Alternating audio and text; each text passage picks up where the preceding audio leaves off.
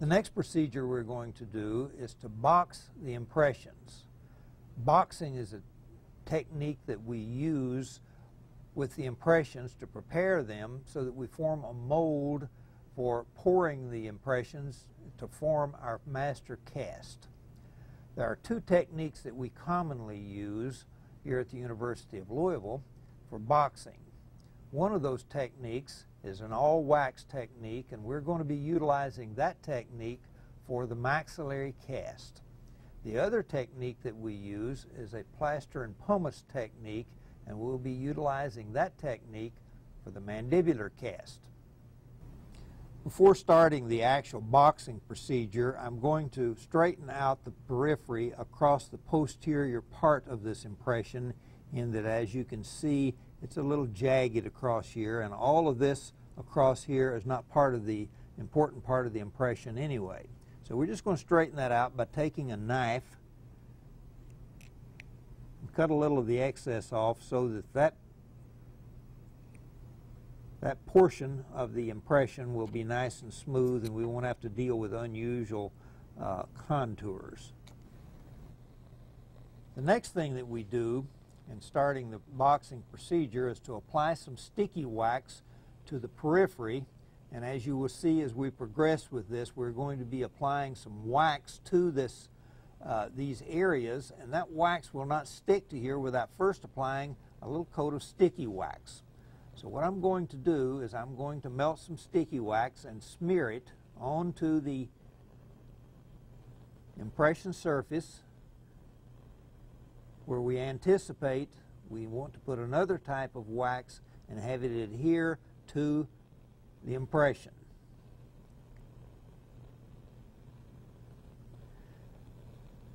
That wax should be placed basically across the posterior, right on that cut surface that we had, and around the remainder of it about 3 millimeters away from the periphery.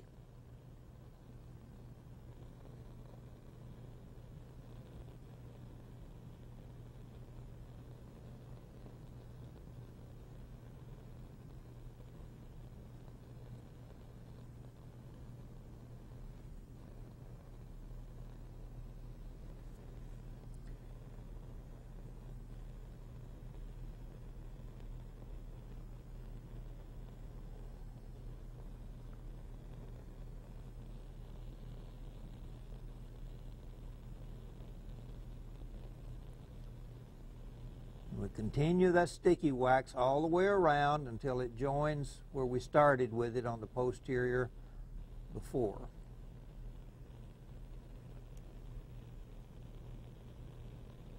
So we have the sticky wax all along this cut surface. Then when we get to the periphery here, you'll note that the sticky wax is about 3 millimeters or 4 millimeters away from the periphery. There are two types of wax that we use for the actual boxing procedure.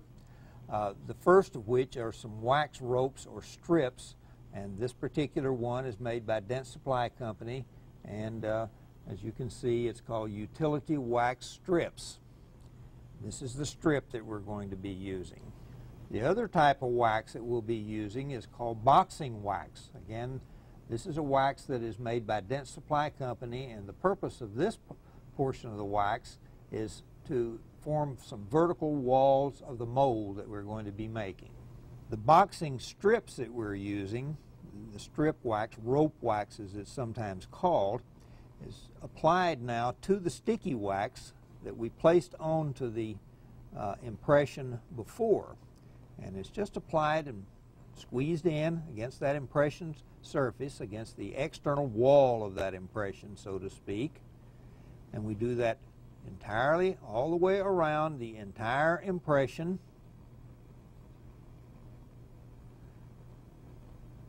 including across the posterior,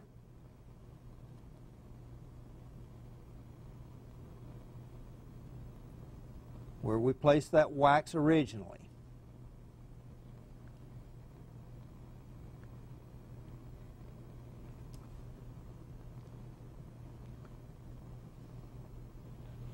After the rope waxes have been applied to the periphery, we're going to take a wax spatula and heat it very, very warm in the flame and smooth out the superior surface of the wax that the wax rope that we just applied to it.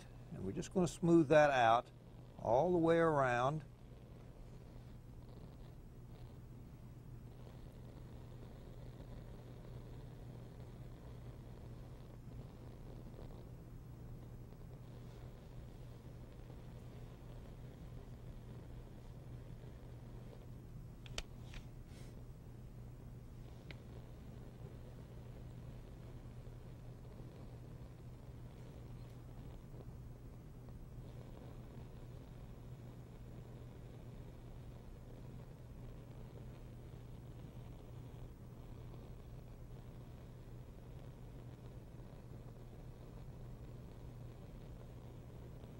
Once that wax has been smoothed with the warm spatula, then we'll be ready to apply the vertical walls to the boxing procedure. In order to make our boxing come out properly, we need to level the impression to make sure that it is parallel to the tabletop. In order to do that, we'll just take some of this rope wax that we have and make a ball of wax. Doesn't matter, it doesn't have to be very neat, just a ball of wax. And we're going to place that underneath the impression in some area.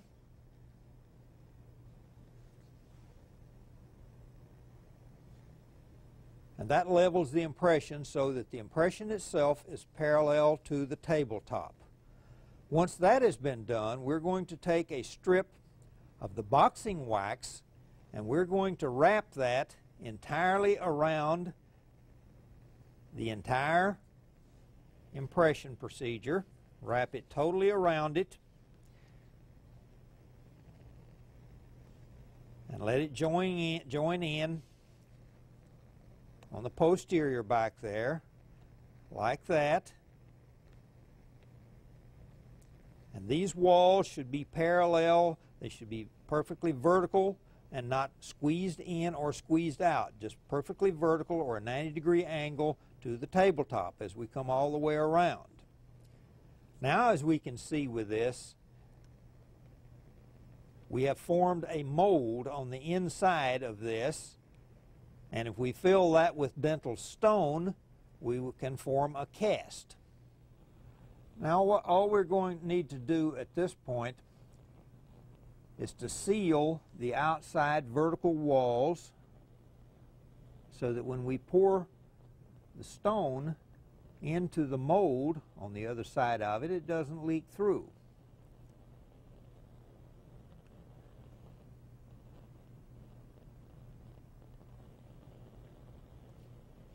So we just take a warm spatula and seal that wax as best we can of the vertical wall wax with the original ropes. Just seal them.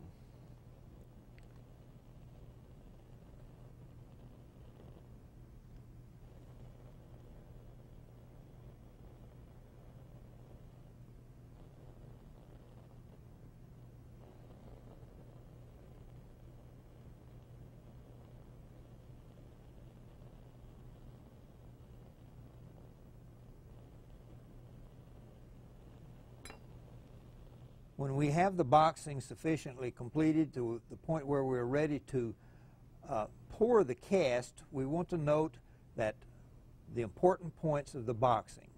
First of all, the height between this edge of this wax and the highest place on the impression, which is usually the palate, should be between 1/2 and 3/4 of an inch from this height to the height of the wax. The other important things that we need to see is the land area, which is the part of the cast that is going to be formed by this rope wax that we placed in here, that is pretty even consistency in width all the way around, being approximately 5 or 6 millimeters wide. We're now ready to mix the stone to pour the master impression. And so we have measured 40 cc's of water, which we put into the bowl first. And we take one package of quick stone. We add the stone to the water.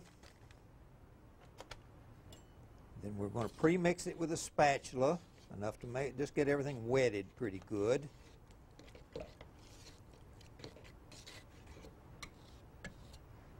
Now we're going to assemble the vacuum mixing bowl. Attach the vacuum cord to it.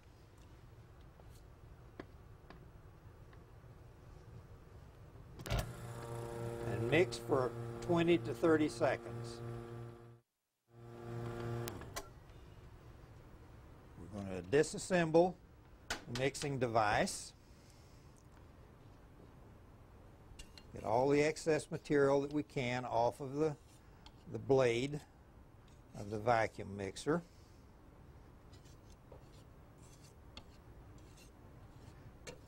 And now we're ready to pour. So we're going to turn the vibrator on about a medium speed. And when we pour it, we always want to pour from one area and keep feeding from that one area and let the vibrator move the material till it completely covers the impression surface.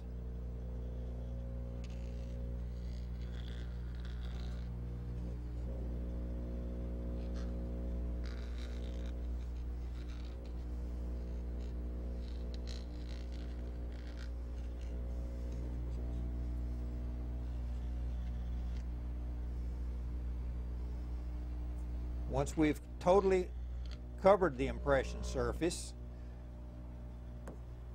now we can gather the material from the bowl.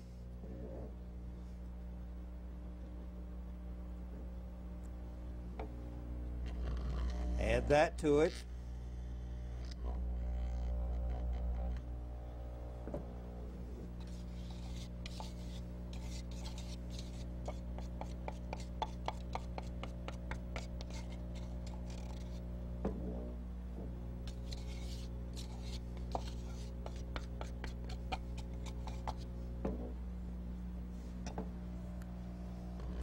Vibrate it in.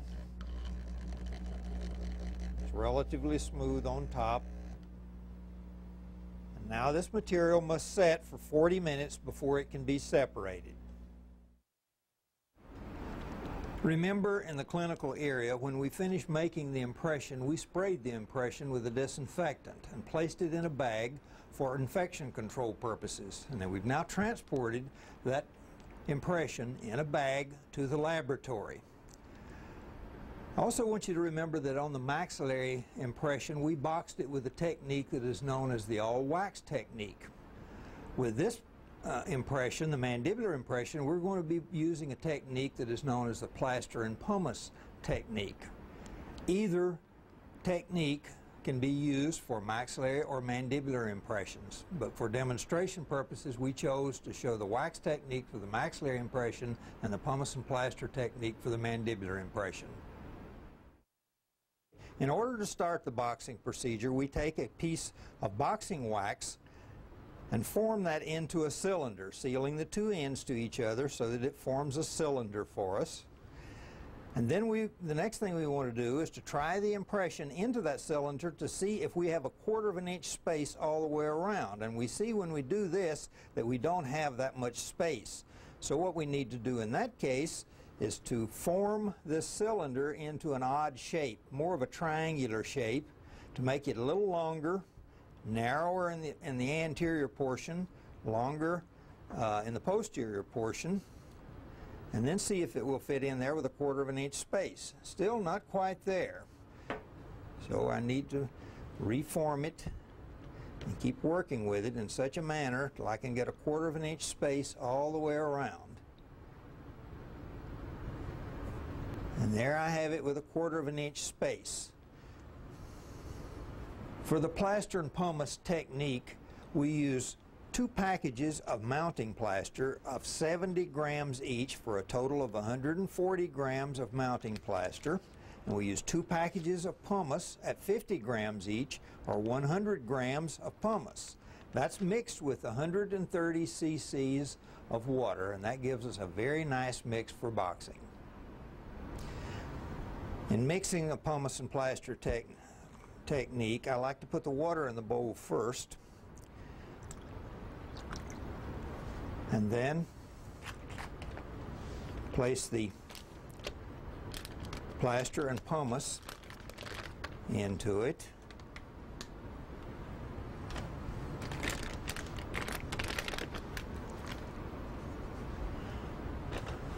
2 packages of plaster,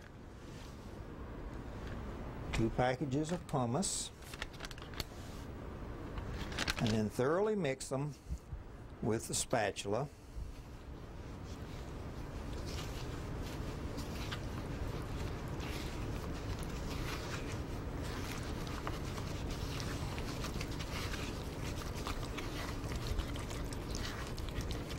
Until we have a good consistent mix of material.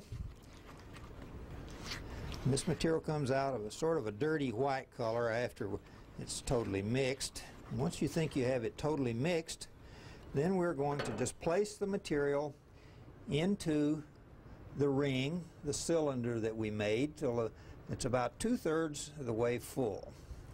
And once it's about 2/3 of the way full, then just smooth the material out till it's sort of evenly distributed within the cylinder.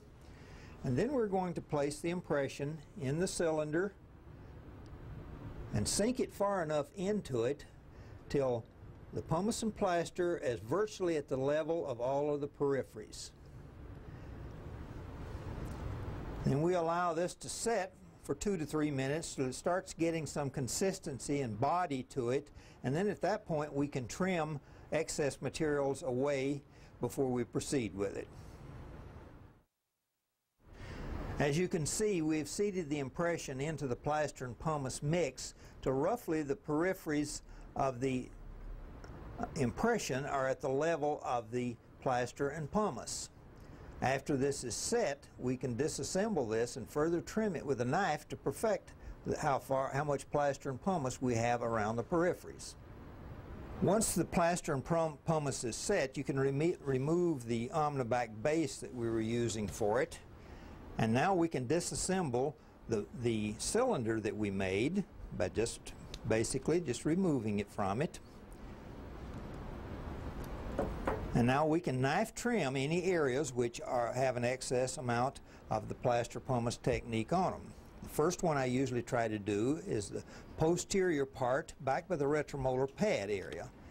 As you can see, material has creeped up over our impression surface, and we just gently cut that back, being careful not to cut the impression or disturb the impression, until we have the periphery of the impression totally exposed. And smooth it as we go.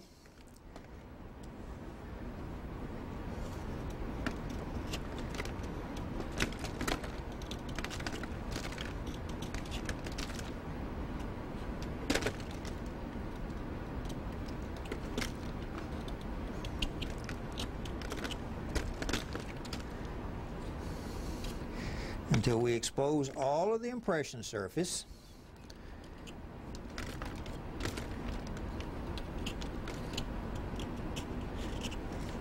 And after we get the retromolar pads exposed, as we've done here, now we can work on peripheries. We'll start with the lingual, and this is in pretty good shape through this area. You notice that the periphery of the impression is about 2 to 3 millimeters taller than the boxing of the plaster pumice technique, and that's about what we wish. So we're a little high with the plaster pumice in this anterior part, but it's about right back in here. So we're just going to take a knife and trim away any excess plaster and pumice so that we have the periphery of the impression exposed and standing maybe 2 to 3 millimeters taller than the surface of the plaster and pumice. We do the same for all of the facial peripheries by cutting it back and exposing the facial peripheries all the way around.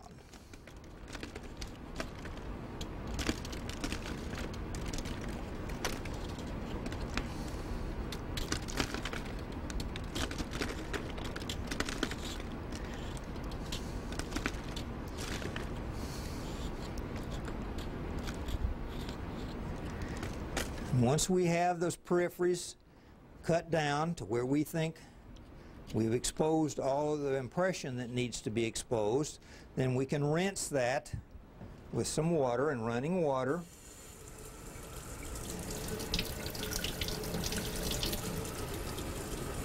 And it's all cleaned up.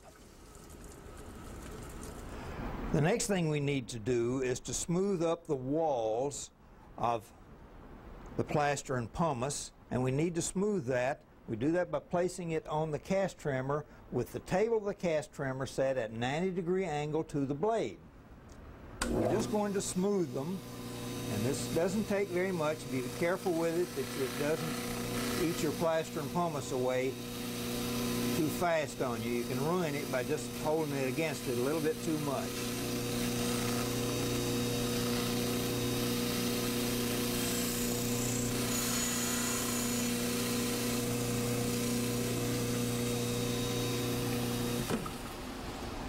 And now what we have is all of these walls are smoothed all the way around to a nice smooth surface with the base of the cast at a 90-degree angle to the impression surface.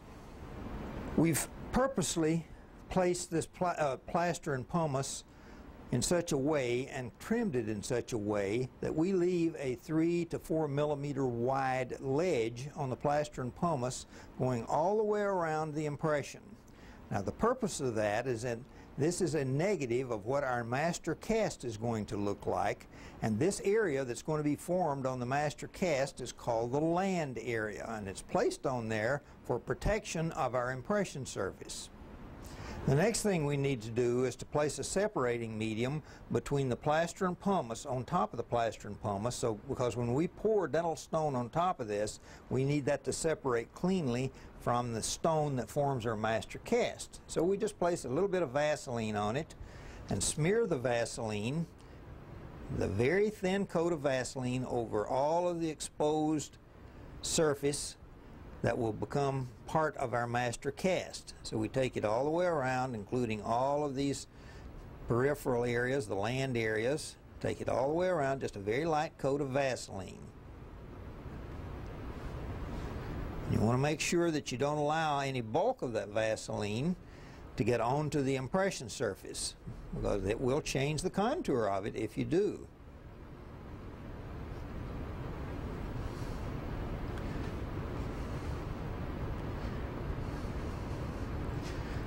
Now that we have the Vaseline on it, we're ready at this point to form the vertical walls for our final boxing, and that's done by just taking that original piece of boxing wax that we had and reforming a cylinder around the entire box impression.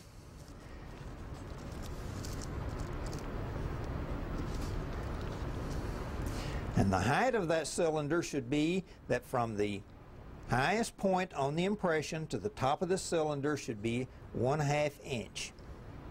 Now that we have the vertical walls formed with the boxing wax, we can see that we have in this boxing, we have a minimum of 3 to 4 millimeters around of all of the periphery that will be what's known as the land area.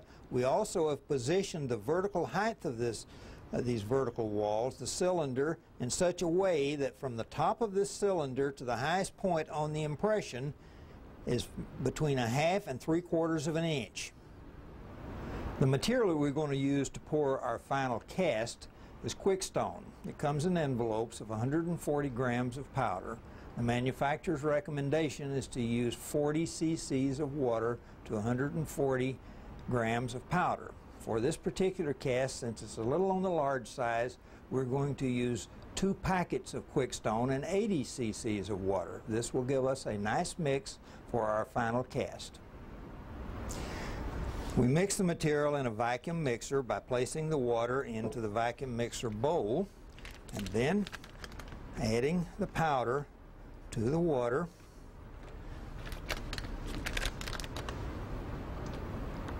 And then we pre-mix it just a little bit with the spatula before going to the vacuum mixer. just so that all the material is wet and we don't have dry spots in the material. And once it's pre-mixed, we place the spatula blade into the bowl, connect it to the air hose, and run the vacuum mixer for 20 to 30 seconds. Disconnect the vacuum hose, remove the paddles from the mix, get as much of the material as you can off of the paddles.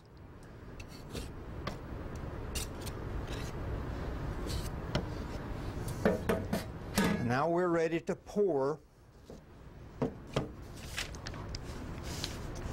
the impression. We do that on a medium vibration on a vibrator, and we place the boxed impression onto the vibrator and let the material flow freely over all the impression surface.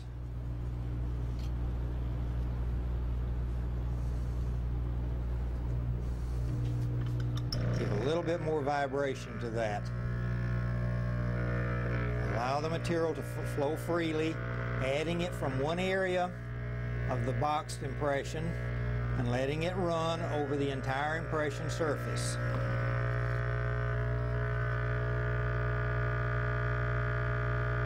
Once the entire impression surface is covered, we can gather the material from the bowl and place enough of that material into the cylinder to bring it up to the top of the boxing.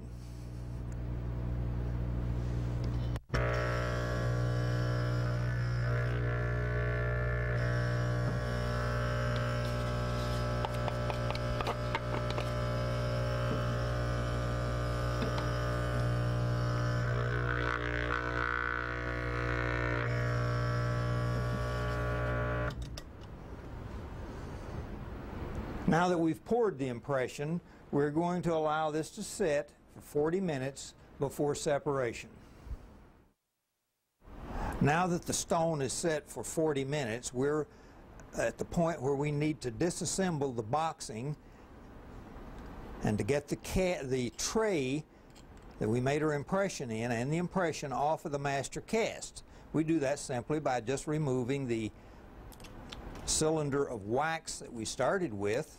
So we just remove this cylinder of wax from around it, and in areas it'll tend to stick, so we have a knife handy. We just cut it where it sticks until we have removed all of that cylinder of wax. And now what we have on it is the beading wax or the rope wax that we use to form the land and the master impression. So we can use a knife and get rid of the rope wax that we'd placed on it.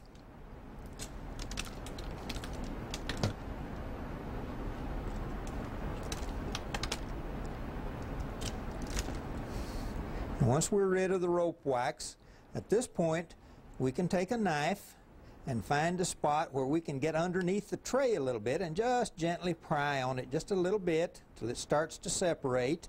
Then find another area, pry on that till it starts to separate, and gently prying on the impression tray, we can separate that impression from the master cast that we poured. And now we have a master cast, and the impression we can set aside now.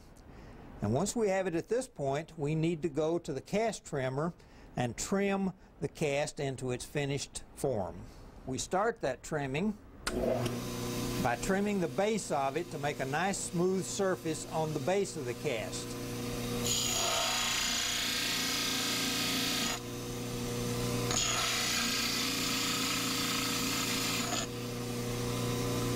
Now that surface is pretty smooth, so that part of it is fine. It's also important that the base of the cast be parallel with the ridge itself and not setting at an angle like where the ridge would be this way and this at a weird angle, but parallel basically of the base of the cast with the ridge. Now that we've trimmed the base of the cast, we're going to trim the vertical walls, and we want to trim those down to a point to where they're about 2 to 3 millimeters in thickness.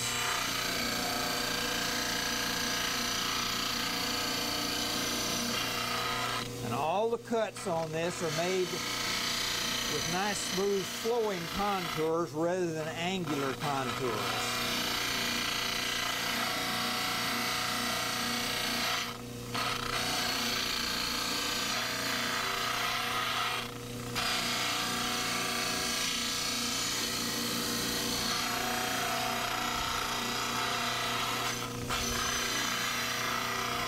Once we have those vertical walls trimmed, then at this point we can trim the land areas of the cast with a knife.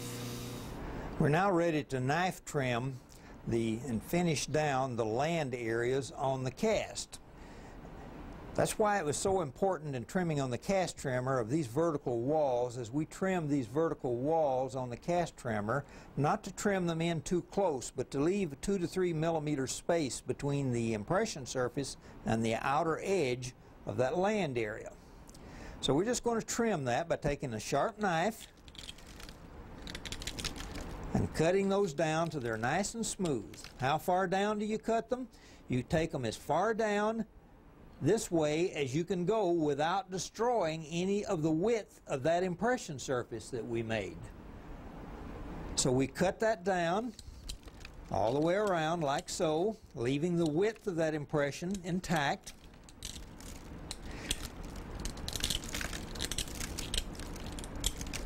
And you'll notice that we're preserving the width of the impression all the way around, and then outside of that we have an area that is flattened off, and that's what's called the land area.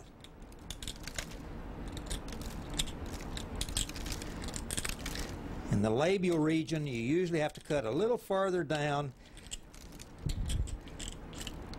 than you think you will, simply because of just the nature of the contour of it.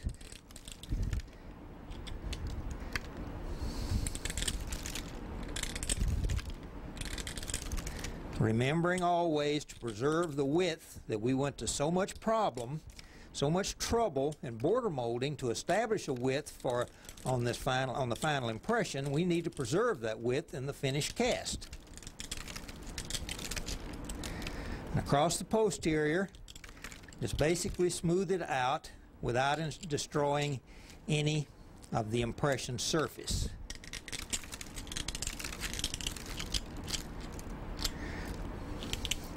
Now, the tissue side of this cast has been well trimmed, and as we can see, we've preserved the width and the length of all of the peripheries in all areas.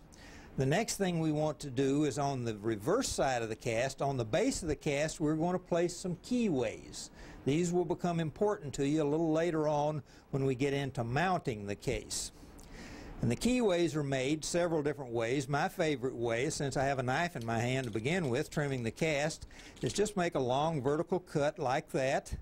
Do the same on the other side, roughly over the ridge of the cast. Then turn it around, and on the opposite side of those, make another cut like that, so that what we end up with is a V-shaped elongated groove. And these serve as keyways in our mounting process. In recuperating the mandibular cast, as we did on the maxillary one, first of all remove the cylinder of boxing wax from around the cast. And now, instead of having wax as our mold for it, we have all of this plaster and pumice. So what I'm going to do is I'm going to reduce part of the bulk of this plaster and pumice on the cast trimmer before we start trying to recuperate the master cast from the impression.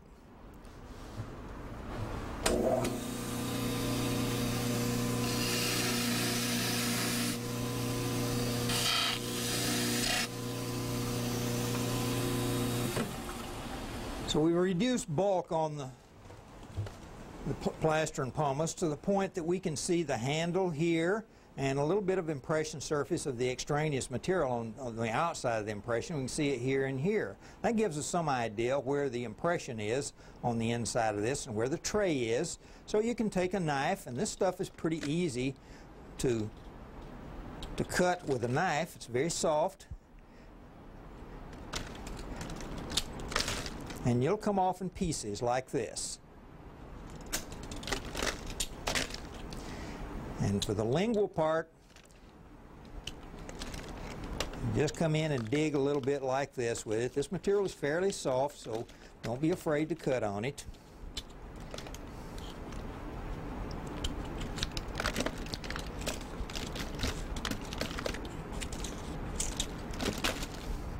And sometimes what we'll do is we will see if we can pry out the remainder of that plaster pumice. If you can't do it that way, then you can cut it in from the sides this way.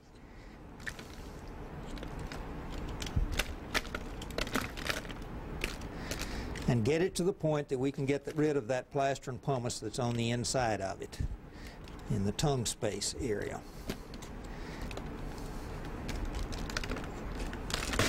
There, the plaster and pumice is out of it. And now, like we did with the maxillary cast, we can find an area underneath the edge of the periphery of the tray and gently start lifting this impression tray and impression from the cast.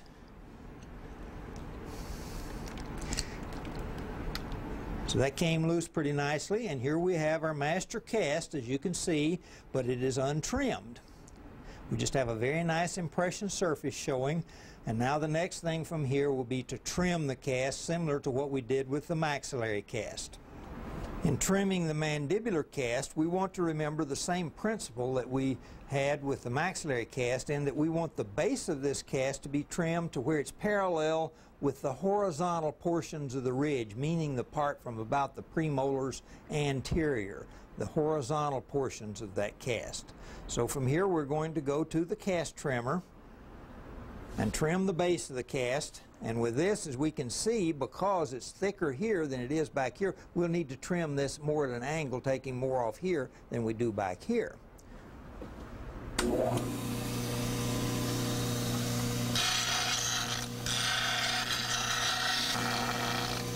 Okay, continue. As you can see with this, we're trimming more off of the anterior than we are of the posterior, so that we thin down the anterior portion of this cast to approximately a ½ inch. And now we've trimmed it to the point to where the base of the cast here is parallel with the anterior part of the ridge.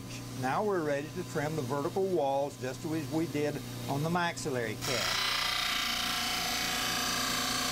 And as we trim them, we want to remember to leave about 3 to 4 millimeters of the material before it reaches the impression surface.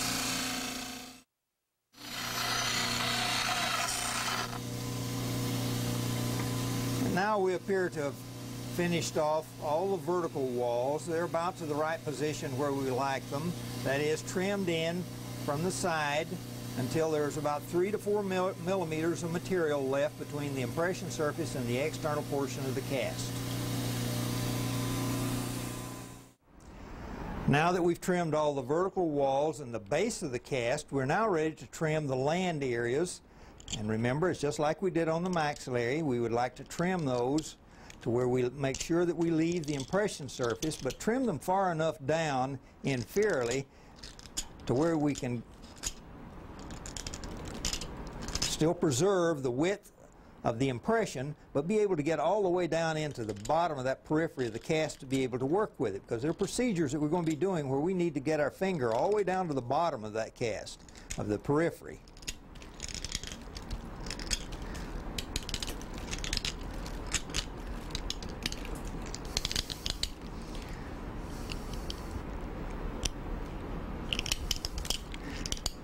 Distal to the retromolar pads, here and here, it's always advisable to angle those down just a little bit.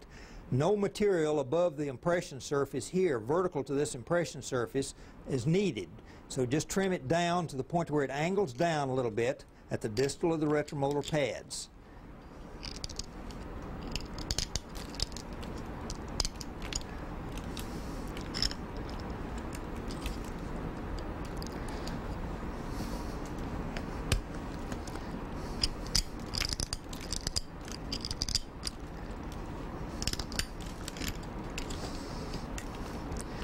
Lingually, we have just some sharp areas that are coming up here and across here, and we just take the knife and flatten those down just a little bit,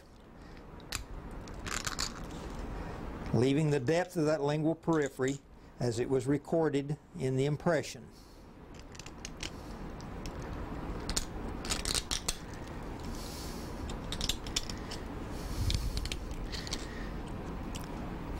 Now we have a very nice cast that's made from this.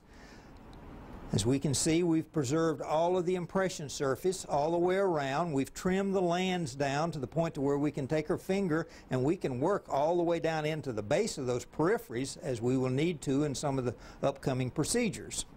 The base of the cast has been trimmed to the points where it's parallel with the ridges. The only thing left to do is to put keyways under the base of the cast, just as we did with the maxillary cast. And that again is just a long narrow cut roughly over directly opposite the ridge, and cut it both sides. It is important that these cuts be made in such a way that in the finished keyway there are no undercuts in the stone at all. No undercuts. That's very important.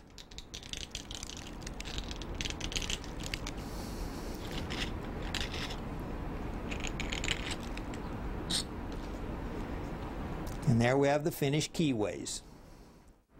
Now that we've trimmed the cast, we have two very nice, neatly trimmed casts. Our next procedure from here will be to construct base plates and occlusion rims, so we'll be ready for our next clinical appointment.